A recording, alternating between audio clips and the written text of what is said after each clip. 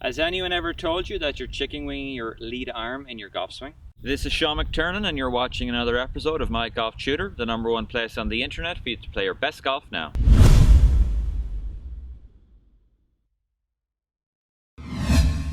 So today's question comes from Jordan. Jordan wrote to us and asked, "Hi Sean, when I play with my friends they tell me that I have a chicken wing with my left arm. I don't know how to get out of it. I feel it's robbing me of distance. Can you give me some suggestions to help me improve this?" Jordan, thanks very much for your question. First of all, I'd like to start off by defining what I feel is a chicken wing and make sure that we're on the same page here. So at impact, basically, the lead arm for a right-hand golfer, you're going to see this sort of a position here where this elbow is bent, and when you follow through, this elbow kind of hikes up like so. In order to generate as much power and create as much force into the back of the ball as we possibly can, it is very, very important for you to have your arms straight right at impact and just post impact. That sensation of snapping a towel, it's going to be the same. You're going to feel that those arms are kind of lengthening as you hit the shot.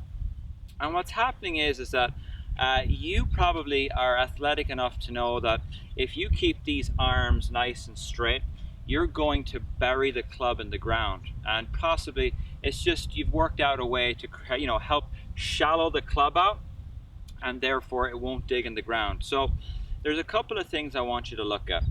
The first thing is I want you to make sure that if you're staying down, that you have the range of motion in your hips to allow the club to not shallow out nicely and keep these arms nice and straight. If you don't, I want you to consider this. So I'm going to assume that at impact, if we were looking down the line here, that your hips wouldn't be very open. They'd be more just maybe a hair open and rotated to your target. And what happens is that for those of us who are trying to stay down and we don't have much rotation, the only way we can avoid burying the club in the ground is by actually bending the elbow. So what I would like you to consider is actually, as you're coming down to the ball, I would actually like you to feel like you just release your posture just a little bit. Now I want to clarify one thing. I'm not asking you to early extend. So early extend is when we get to the top of our swing and we drive our hips in towards the ball and then our spine angle comes up. What I'm asking you to do is during your transition, I want you to feel that your hands are dropping and they're getting into position, maybe opposite the right thigh, or maybe they're getting a little bit more in front of your belly button. And from here, you're going to allow your spine to go into extension. And I think what's happening is that your hips are very, very level, maybe a fraction open. You're trying to stay down, and when you straighten these arms, the club has nowhere to go but into the ground. So I'm going to hit a shot here. I want you to pay attention to the level of my head in the background if you can.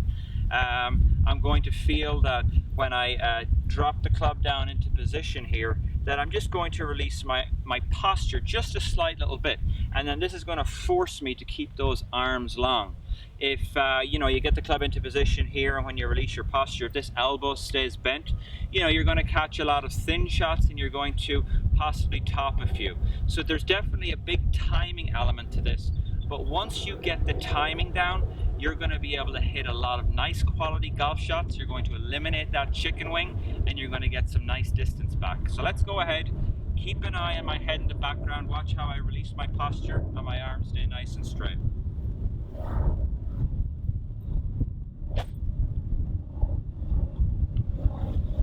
So as you can see, nice clean hit, arms straight, picked it perfectly off the turf. And if you haven't already, check out MyGolfTutor.com, sign up for our email newsletter where I share my best tips and information. So sign up now.